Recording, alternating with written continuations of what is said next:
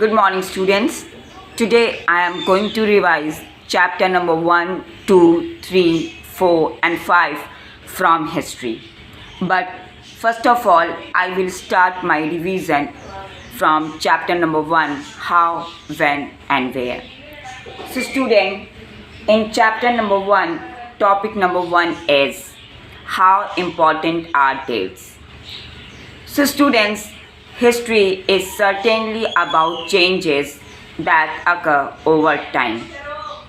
And history is synonymous with dates, and we can compare the past with present with the help of dates. And we continue to associate history with the changing of dates and incident which is occurred in past.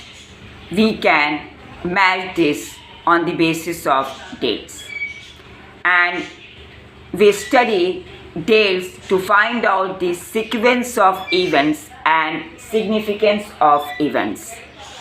All right, but many questions will arise here that which dates are correct or right related to the particular incident. So, students, selection of date depends on the story of past, and focusing on a particular set of events is important. And by studying the dates, reasons and consequences of events are understood in better way. Your next topic is how do we periodize. So, students, James Mill divided the Indian history into three periods: Hindu, Muslim, and British. And according to Mill, only British rules, culture, and laws could make Indians civilized. And there are significant sources to study the periods of events, and by studying different historical evidences, a string of time periods can be formed. Alright. After that, next topic is what is colonial. So, students, when the subjugation of one country by another country leads to change in social, culture, economic, and political sphere, it leads to colonization. Or in another word, we can say when any country started to dominate over the continent and related to culture and society, that is also called or known as colonization. And students know very well that British rule brought about changes in values and taste and custom and practices on Indian society. All right. And after that, next topic is how do we know administration. So, students, one important source is the official records of the British administration, and the British felt all important documents and letters needed to be preserved, and many specialized institutions like archives and museums were established to preserve important records. And students, administrative source only represents half of the picture, as they all were written and maintained by British officials. So, students, if we want to know about history, so several other sources studied together give a better picture of administration related to past. After that, your next topic is sources of information. So students, official records, letters, memos, surveys, newspaper, magazines, autobiographies, reports, experiences of travelers, novels and poems are some important sources of information of British rule and about the methods of ruling system during the time of British era we can understand and know with the help of above sources of information. All right. And students, the practice of surveying became common under colonial administration. Surveys like botanical, zoological, archaeological, anthropological and forest surveys were in the list of British administration to understand the culture, flora, fauna and society of the Indian subcontinent. All right. And all these sources which I told you above kept and written by both Indians and British and also studied together represents several aspects of British rule and their efforts to modernize or develop or to educate Indian population. Understood? After that, last topic of this chapter is what do official records not tell? So students, the official records do not tell about the needs of people of India and many official records hide the truth and only show one aspect of the event. And the official records does not represent the fallouts of British administration and also do not represent the reactions and situation of Indians of every sphere of society. But students, from chapter number 1, you have to prepare question and answers and many important points which is already given in your book. You have to prepare and learn it. All right? Understood? Okay. After that, chapter number 2, from trade to territory. So students, in chapter number 2, I told you in my previous explanation that Aurangzeb was the last powerful Mughal ruler after the death of Aurangzeb, and the later rulers proved to be inefficient and foreign powers got opportunity to establish their rule in India. So students, in chapter number 2, topic number 1 is East India Company comes east. So students, in 1600, East India Company granting the right to trade with the East. And East India Company bought goods at a cheap price and sold them at higher price in Europe. After that, cotton and silk produced in India had a big market in Europe. And as well as paper, cloves, cardamom and cinnamon were in great demand in Europe. That's why East India Company and its officials accumulated or collected wealth by the trade of India and caught attention of other European powers. So students, English East India Company had to compete with other European companies such as French, Dutch and Portuguese. Because of the powerful naval force, British won over other European powers and became the superpower of struggle of monopoly of trade with India. Next topic, East India Company begins trade in Bengal. So students, as I told you above, due to the profit In 1651, the first English factory was set up on the banks of River Hooghly, and first English factory was opened up at Surat in 1608.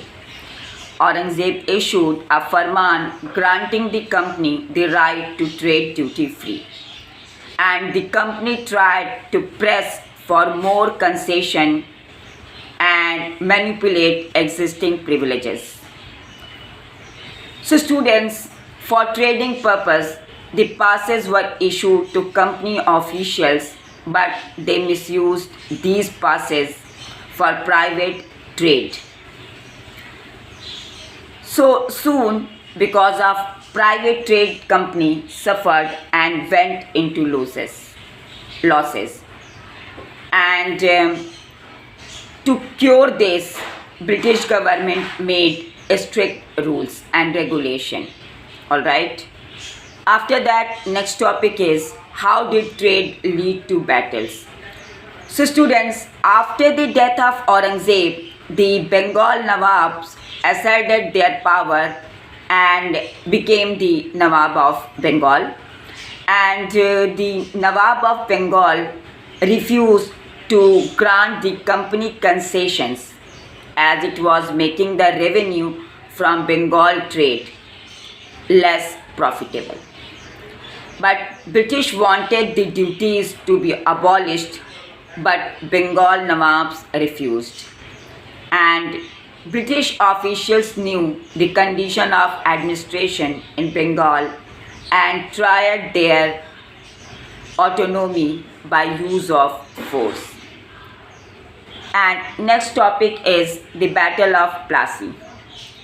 So students, as a result of denial of trading rights on 23rd June 1757, Battle of Plassey was fought, and it was the first major victory of English in India. And after that, Ali Vardi Khan died in 1756 and Sirajud-Dowla became the Nawab of Bengal.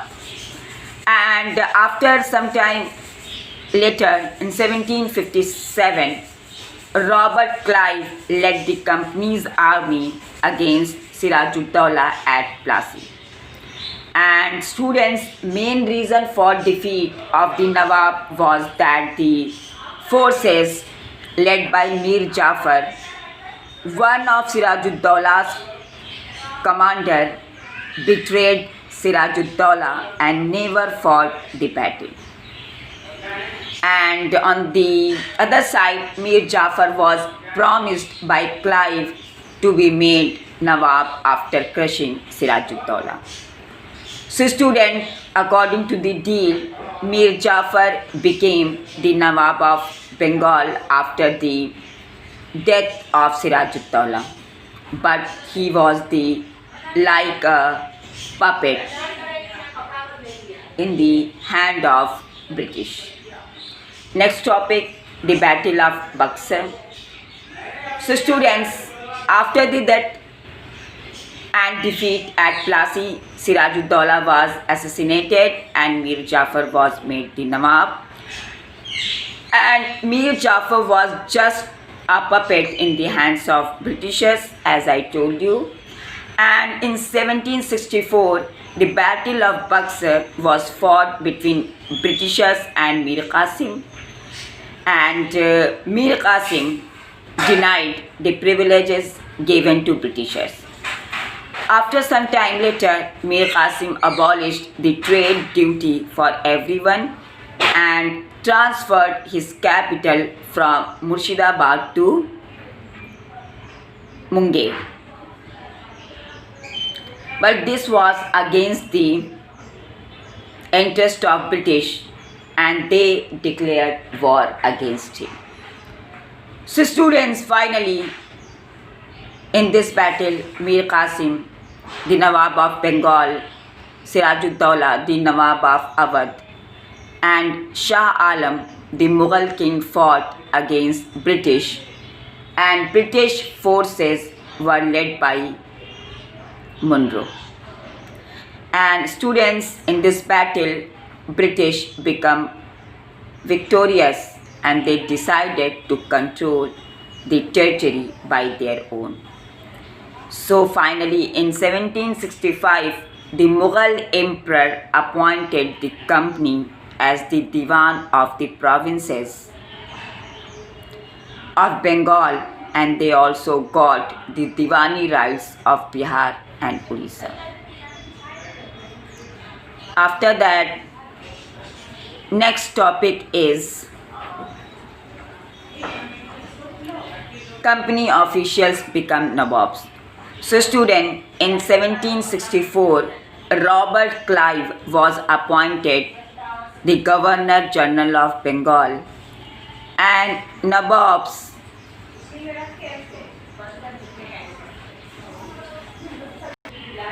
word was the Indian version of Nawab, as British were leading a luxurious life similar to Nawabs, and everyone was on the mercy of British now. After that, next topic is company rule expand. So students, as I told you above that, after the defeat of Nawabs and many kings of India, the process of annexation of Indian states by the East India Company from 1757 to 1857 brought some key aspects, like the company rarely launched a direct military attack on as unknown territory. And after Battle of Buxar, the company appointed residents in Indian states, and the company forced the state into a subsidiary alliance, and the king had to put an army of British.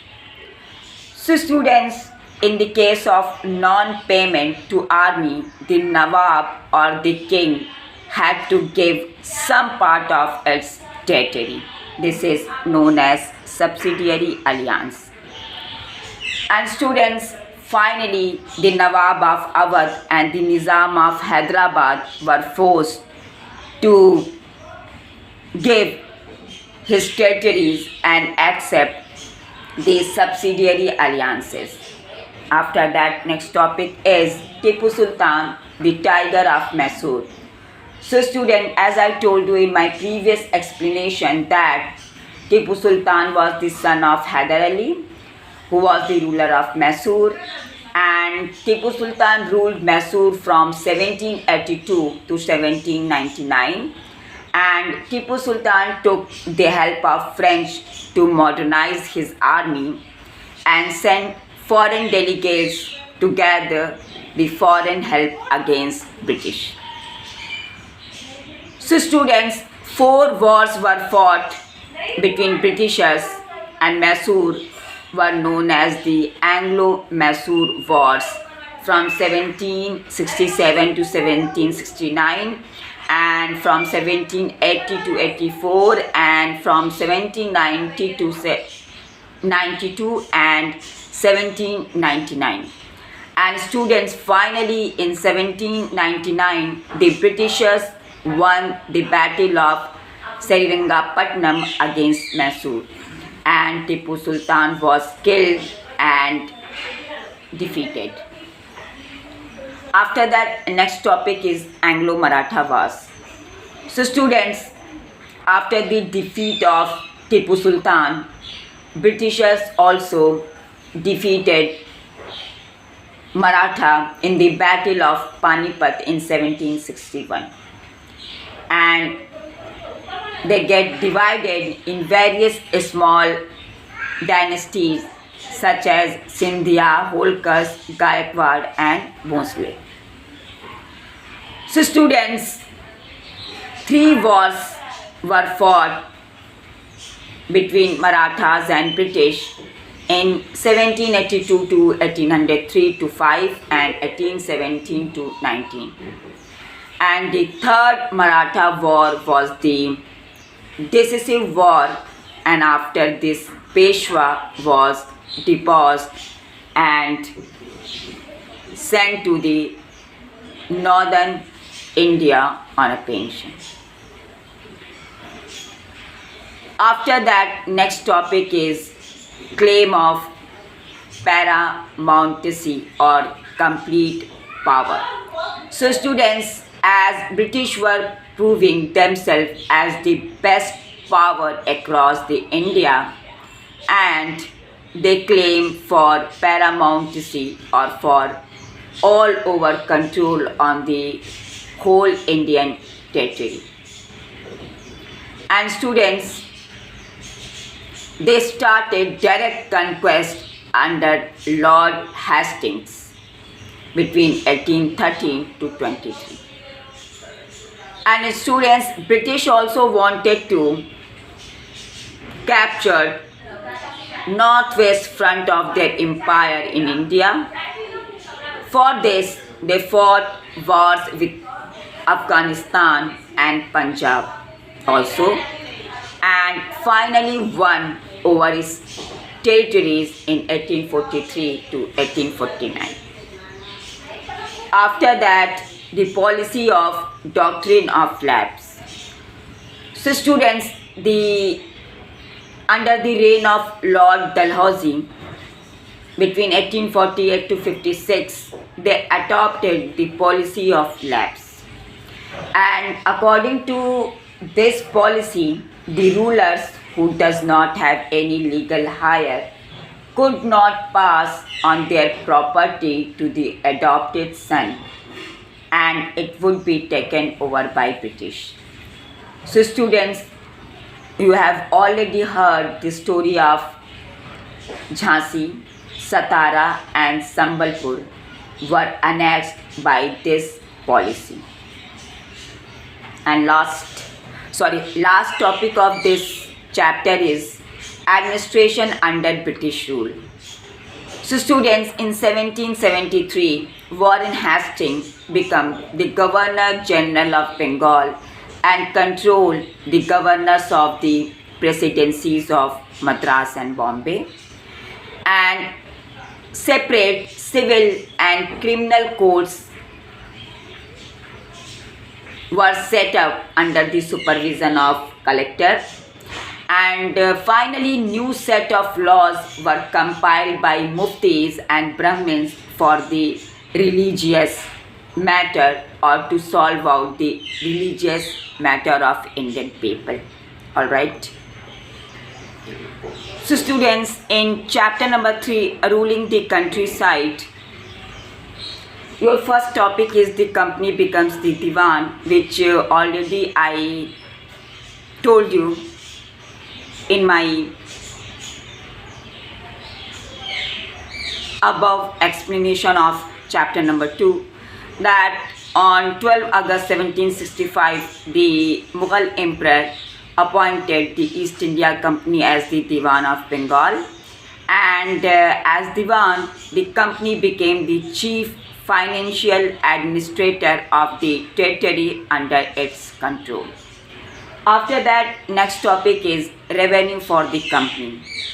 So students, now the company made effort was to increase the revenue as much as it could and buy fine cotton and silk cloth as cheap as possible. And students, within 5 years, the value of goods bought by the company in Bengal doubled. Now, the revenue collected in Bengal could finance the purchase of goods for export. So students, after that, Bengal economy was facing a deep crisis because artisans were deserting villages and they were being forced to sell their goods to the company at very, very cheap prices. And Indian agriculture cultivation also showed signs of decline. And in 1770, a terrible famine killed 10 million people in Bengal. After that, next heading is the need to improve agriculture. So students, important company officials began to feel that investment in land had to be encouraged and agriculture had to be improved. That's why in 1793, company introduced the permanent settlement. And according to the permanent settlement, the Rajas and Talukdars were recognized as zamindars, and they were asked to collect rent from the peasants and pay revenue to the company, which was fixed by the British company permanently. And this policy is known as permanent settlement. Alright. So students, this policy would ensure a regular supply of money or revenue to the company at the same time, and the zamindars to invest in improving the land, encouraged by the Britishers to earn more and more revenue from the peasants or the farmers of India. After that, next topic is the problem. But students, problem was related to the permanent settlement. Zamindars were not investing in improving the quality of land, and the revenue was fixed and too high for the zamindars. That's why, as long as the zamindars could earn by giving out their lands to tenants, and also they were not interested in improving the land. And on the other hand, in the villages, the cultivator found the system was extremely oppressive for them. Alright. After that, students, next topic is a new system is devised. So students, by the starting of 19th century, many of the company officials were convinced that the system of revenue had to be changed again to meet the growing expenses or need. And next topic is Mahalwari settlement or Mahalwari system. So students, finally a new Mahalwari system or settlement passed by the British company, and the collectors went from village to village to estimate the land revenue that each village or mahal had to pay. Okay? And the charge of collecting the revenue and paying it to the company was given to the village headman instead of the zamindar. And students, this system came to be known as the Mahalwari system or Mahalwari settlement. Alright. After that, next topic is the Monroe system. So students, again, the new system that was devised came to be known as the Rayatwari system, and it was tried on a small scale by Alexander Read, and it was developed by Thomas Monroe, which was gradually extended all over South India.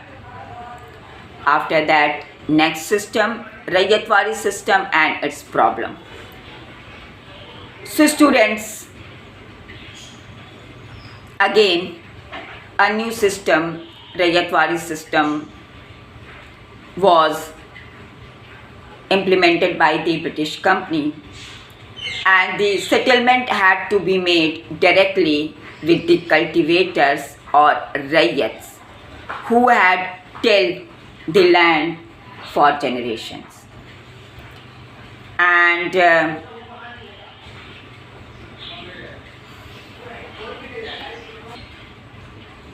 Britishers thought that they should act as paternal father figures protecting the rayats under their charge. So students, to increase the income from land, revenue officials fixed too high a revenue demand. But as you know very well that due to the very oppressive all the system or policies, that's why peasants were unable to pay rayats and they started to move out countryside and villages became deserted in many regions of India. Next point, crops for Europe.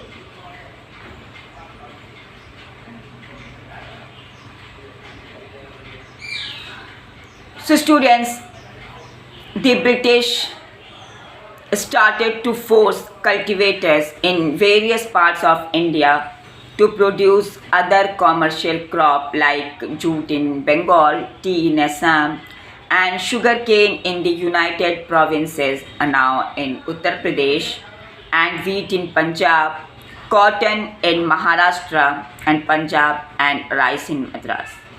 And also British used a variety of methods for increasing cultivation of crops that they needed. And one important crop was indigo, which had a great demand worldwide. Alright. After the students, you know very well that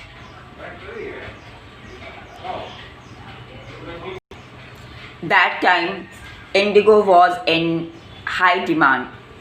And your next topic is why the demand for Indian indigo. So students in topic why the demand for Indian indigo.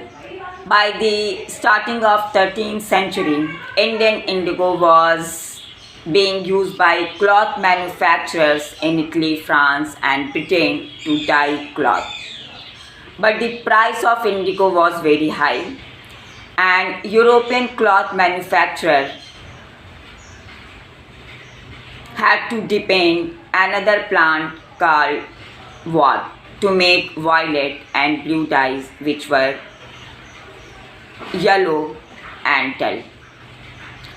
Therefore, cloth dyers preferred indigo as a dye, and the French began cultivating indigo in Saint Dominic in the Caribbean island, and the Portuguese in Brazil, and the English in Jamaica, and the Spanish in Venezuela.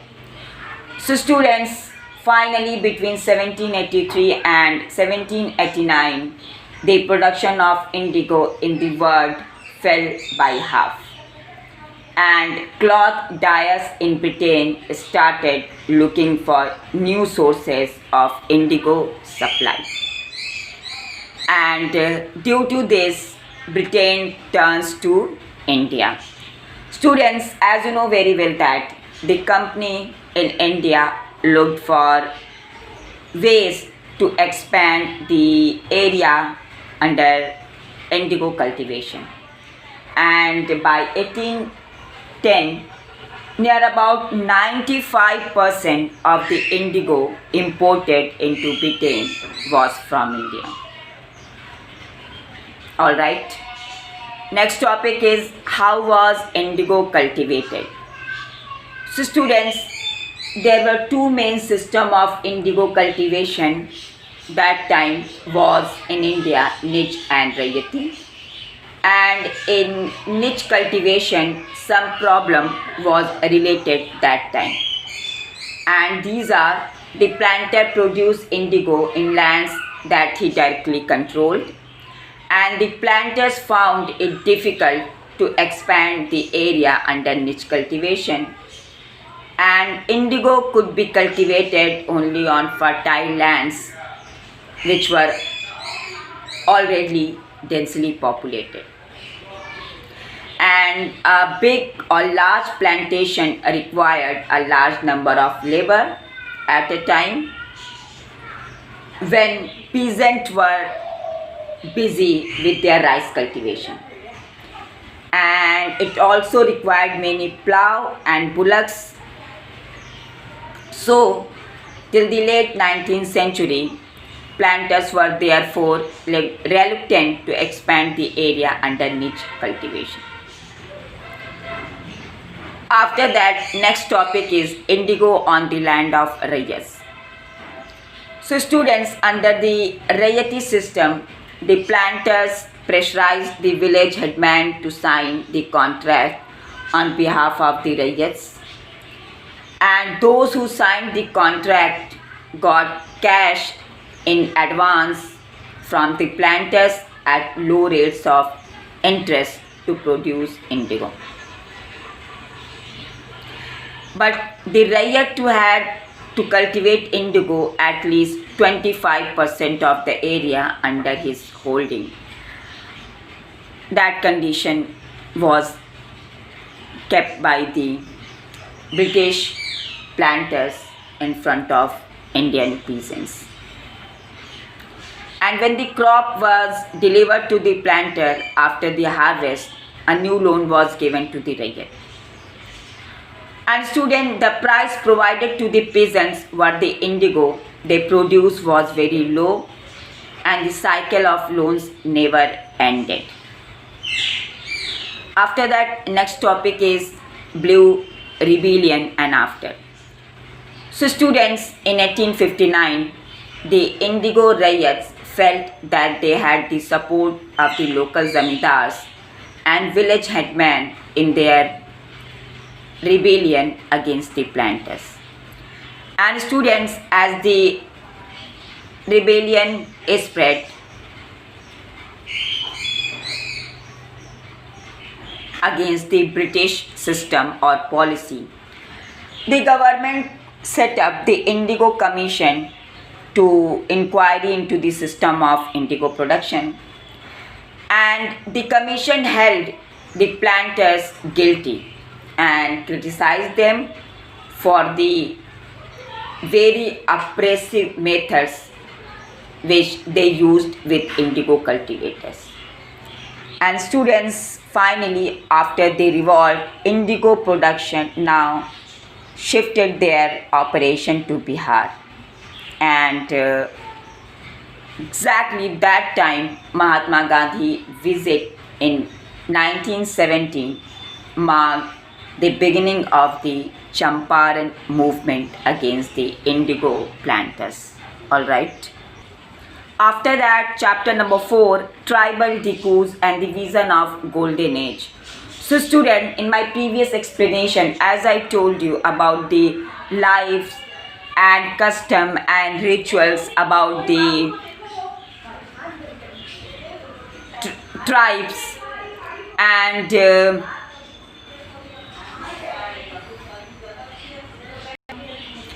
that were very different from those led by Brahmins, and they also did not had any social distinctions.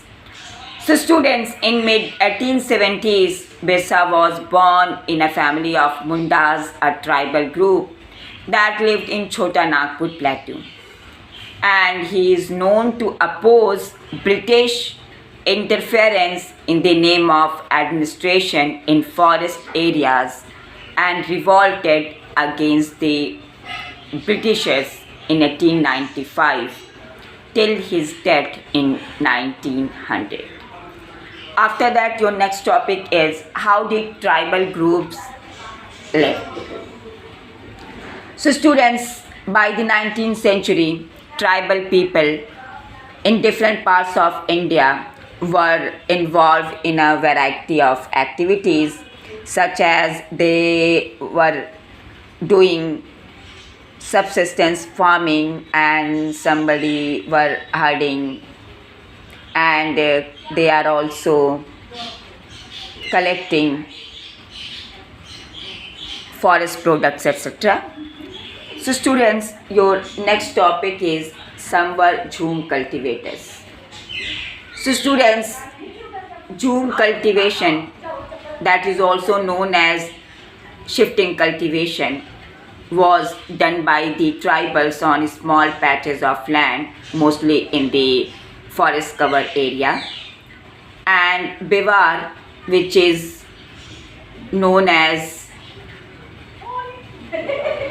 Madhya Pradesh, this is also another name of shifting cultivation.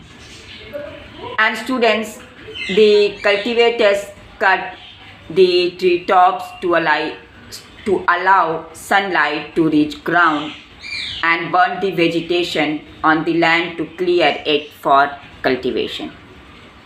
And once the crop was ready and harvested, they moved to another plot of land and left that field fallow for several years for the maintenance of soil fertility.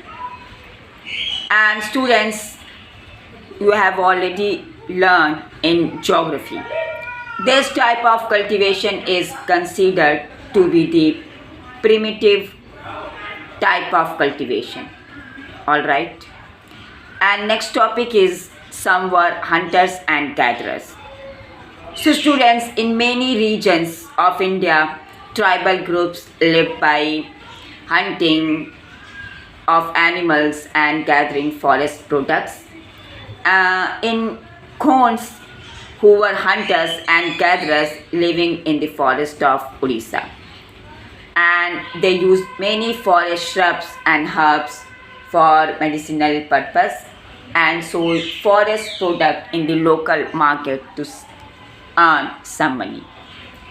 Beggars who lived in central India, reluctant to do work for other. And students, you know very well that tribal groups often needed to buy and sell in order to be able to get the goods that were not produced within the locality. And this led to their dependence on traders and moneylenders. And students, you know very well that tribals were mainly dependent on barter system. After that, next topic, some herded animals. So students, in many tribal groups who lived in the heart of forest covered area, also herding and rearing animals and gathering forest products. They were also pastoralists who moved with their herds and cattle from one region to another region due to the change in the season. For example, the Van Gujars of Punjab Hills and Labadis of Andhra Pradesh, who were cattle herders, and the Gaddis of Kullu were shepherd, and the Bakarwals of Kashmir rear goats. They are all moving here and there in search of food and fodder for their cattle due to the changing in season. And students, after some time later, by British laws, grazing on forest land was stopped and it became the reason of discontent for tribals. After that, next topic is some took to settled cultivation. So students, in many tribal groups had begun to settle down instead of moving from one place to another place, and they began to use the plow and gradually got right over the land where they lived on. Okay? And few tribes such as Mundas considered the clan right over land and assumed the land to be belong to the whole clan. But British officials saw settled tribal groups like the Gonds and the Santals as more civilized than hunter gatherers or shifting cultivators. So, students, for extraction of huge revenue was also done from the tribals, and in case of non-payment of revenue, their lands were taken away, and it became the reason of discord and against the Britishers' policy. After that, next topic is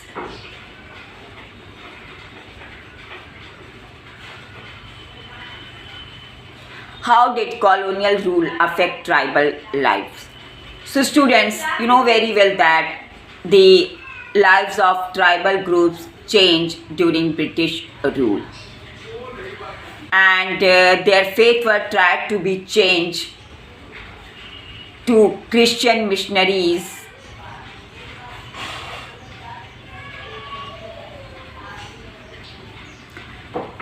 and their faith tried and changed by the Christian missionaries, and many laws related to forest were had direct impact on their traditional rights. All right. So students, your next topic is what happened to tribal chiefs.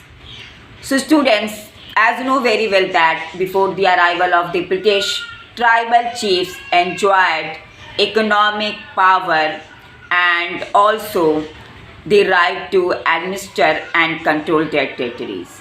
But under the British rule, the functions and powers of the tribal chiefs changed, and as they were allowed to keep their land titles but lost their administrative rights and were forced to follow laws whatever made by British officials in India.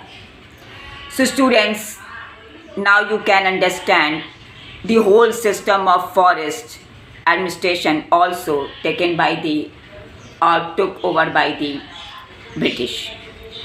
After that, next point, what happened to the shifting cultivators? Students, as I told you, British were very uncomfortable with the shifting cultivators because they were unable to receive revenue exactly from the shifting cultivators, and Britishers always wanted to regular revenue. That's why the British effort to settle Jhum cultivators was not very successful in northeastern part of India, and also land was not fertile enough, and the cultivators started protests against the British policy. That's why the British anyhow had to allow them the right to carry on shifting cultivation in some parts of the forest. And in most of the central parts, shifting cultivation was prohibited and lands were assigned to do the cultivation. Okay? After that, next topic is forest laws and their impact. So students, the life of tribal groups was directly connected to the forest, as you know very well that, and British extended their control over all India and forest regions of India also. That's why reserve forests were introduced by the Britishers for producing timber, which the British wanted, but for the purpose of cheap labor, the forest village were settled within the forest. Alright? And in reserve forest, people were not allowed to move freely or practice Jhum cultivators. And this law impacted the very survival of the tribals, as you know very well that they were mainly depend on forest and its product. That's why many tribal groups reacted against the colonial forest laws and rose in an open rebellion. After that, next topic is the problem with trade. So students, you know very well that during the 19th century, tribal groups found the traders and money lenders were coming into forest and offering cash loan to the tribal people and asking them to work for wages. And this led the trapping of tribals in the cycle of debt and started to increase the misery of their life also. And students, that time Indian silk was in great demand in European market during the 18th century. And the Santals of Hazaribagh reared cocoons, and the traders spent in their agents who gave loans to the tribal people and collected the cocoons. So students, the coconuts were exported to Burdwan or Gaya to sold at 5 times the price. After that, this system was again very oppressive and problematic for the tribal people. Next topic is the search for work. So students, the plight of the tribals who had to go far away from their homes in search of work was even worse.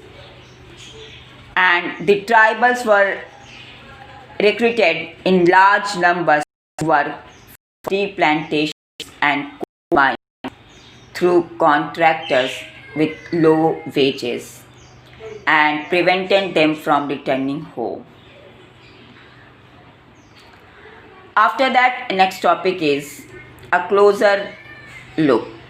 So students, the tribal groups rebelled in different part of the country against the change in laws and restriction on their traditional practices and many new taxes they had to pay and exploited by the traders, money lenders and Britishers.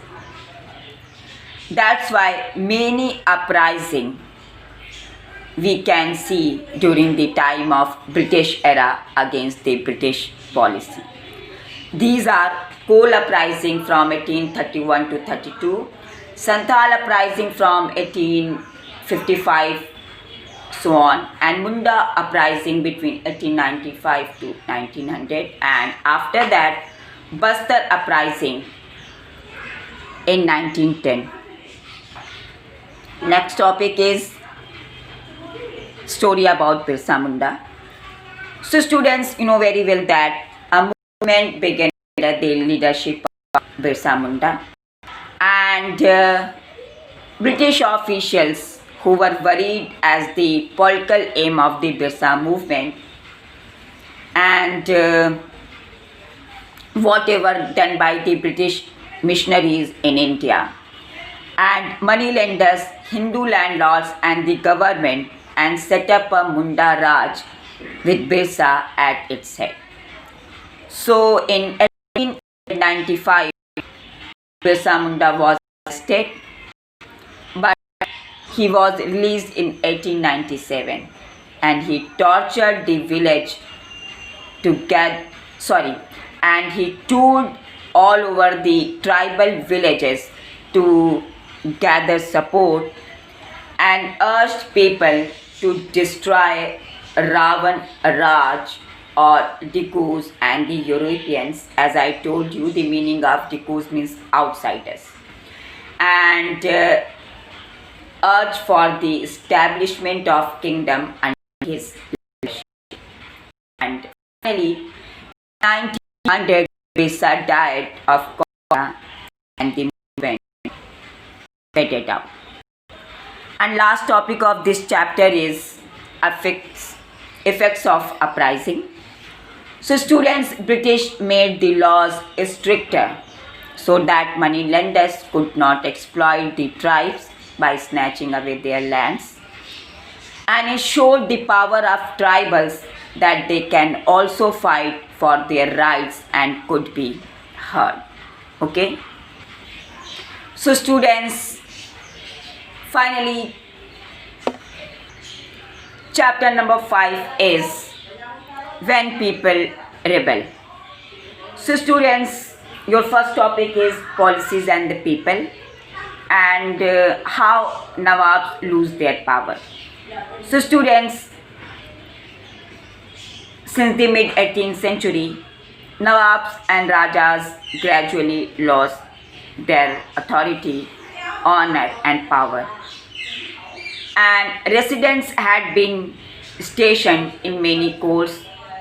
The freedom of the rulers reduced and their armed forces disbanded and their revenues and territories taken away by stages by the Britishers.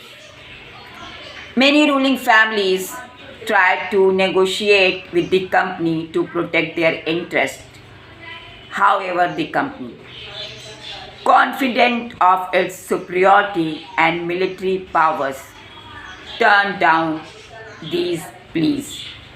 As I told you about the subsidiary alliance and doctrine of lapse.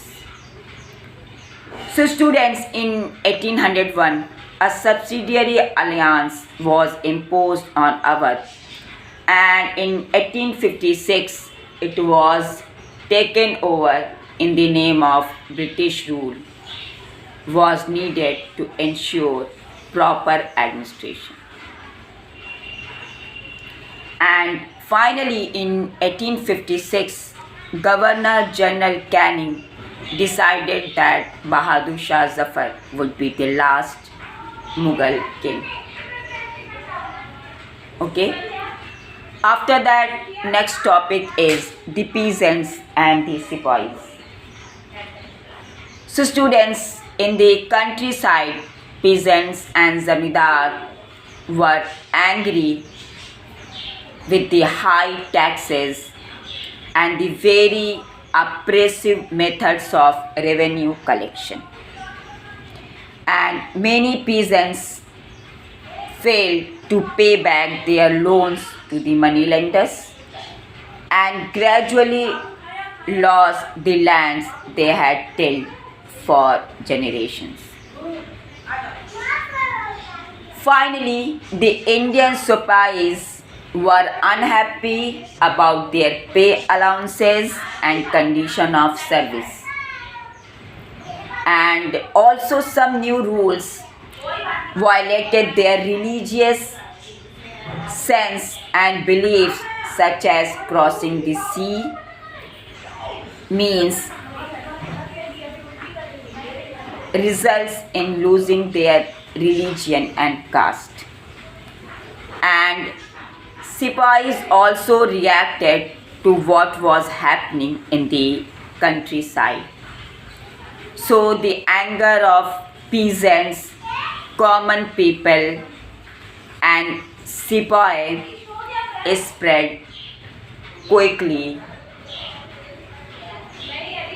over the subcontinent of India. Okay. After that, next topic is response to reform. So students, the British passed laws to stop the practice of sati and encourage the remarriage of widows. English language and education was also promoted by the British, and the company allowed Christian missionaries to function freely and even own land and property in India.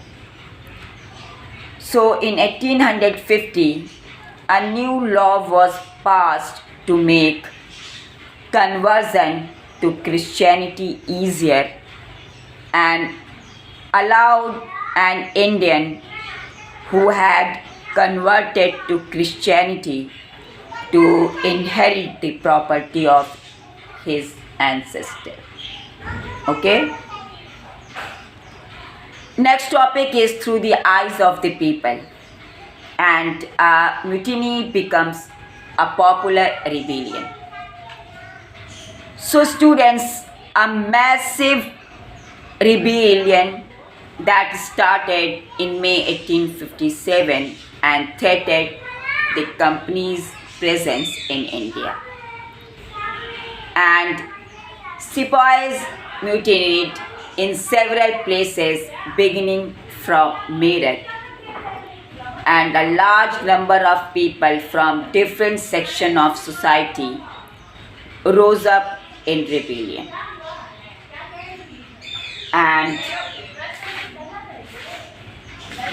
next topic is from Meerut to Delhi. So student, as I told you in my previous explanation that on 29th March 1857, a young soldier Mangal Pandey was hanged to death for attacking his officer in Barakpur. And some days later, some Sipahis of the regiment at Meerut refused to do the army drill using the new cartridge, which were suspected of being coated with the fat of cows and pigs. Okay?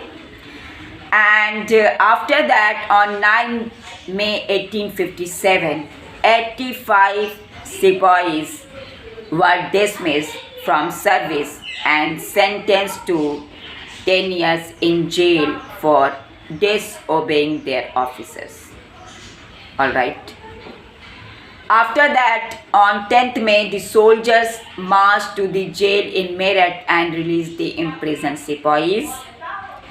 And they attacked and killed many British officers and captured their guns, arms and ammunition, and set fire to the buildings and properties of the British, and declared war on the foreigners or Britishers. After that, on the morning of 11th May, Sipahis of Meerut reached Delhi, and the regiments stationed in Delhi also rose up rebellion against Britishers. And the soldiers forced their way into the Red Fort and proclaimed Bahadur Shah Zafar as their leader. And student, the aging emperor accepted the demand and wrote letters to all the chiefs and rulers of the country to come forward and organize a confederacy of Indian states to fight the British. After that, next topic is the rebellion spreads.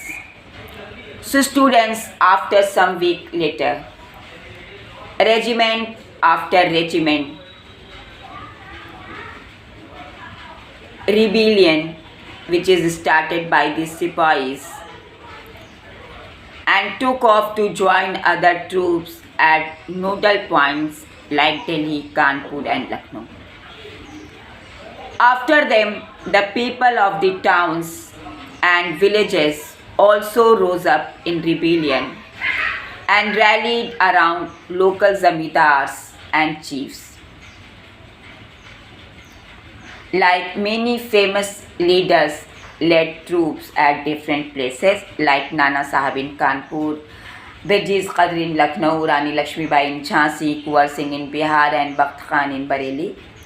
So the British were greatly outnumbered by the rebel forces and were defeated in a number of battles.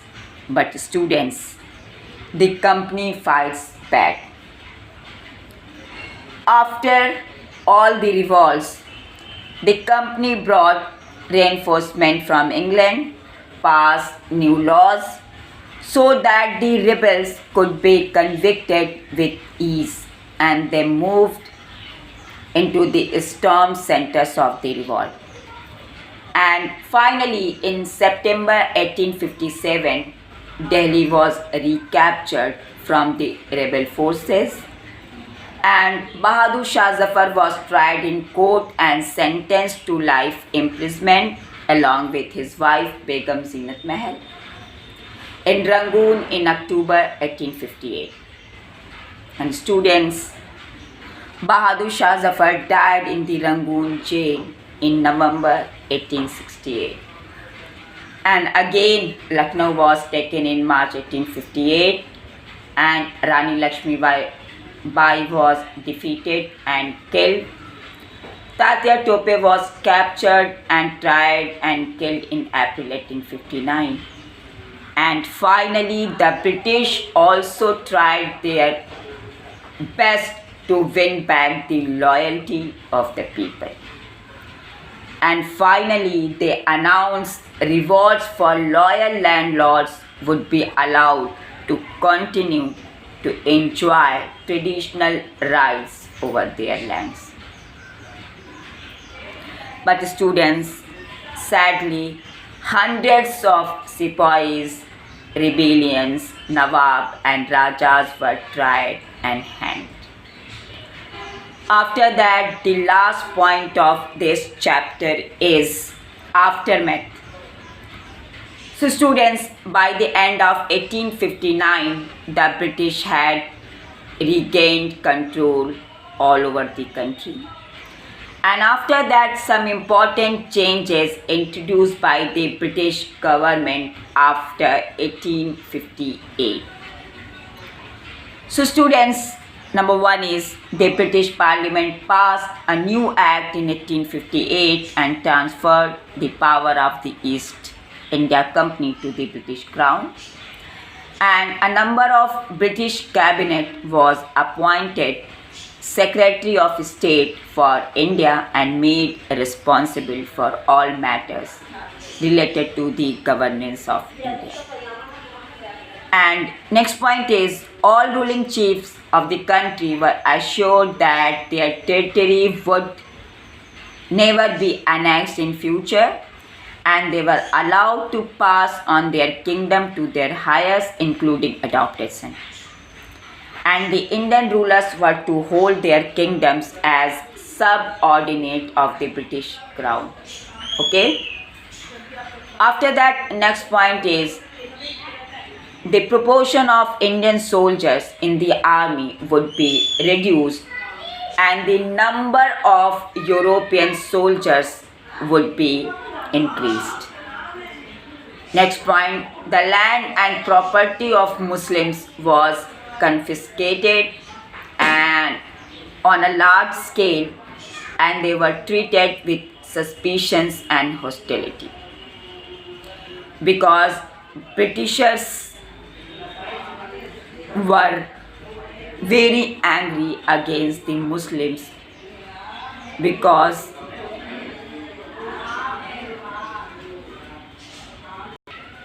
they had said that Muslims were responsible for the 1857 revolution by Indian people. And next one is the British decided to respect the customary religious and social practices of the people in India. And the last point is policies were made to protect landlords and zamindars and giving them security of rights over the lands. But the students, from chapter number 4 and 5, you have to prepare especially all the points and question and answer. Okay? So students, you have to prepare chapter number 1, 2, 3, 4 and 5 with question answers, and whatever important points, dates and incident given in your book from chapter number 1 to 5, you have to prepare for very good results. So student, listen my revision very carefully, and anywhere if you have doubt or confusion, then contact me. Alright? Thank you and have a nice day.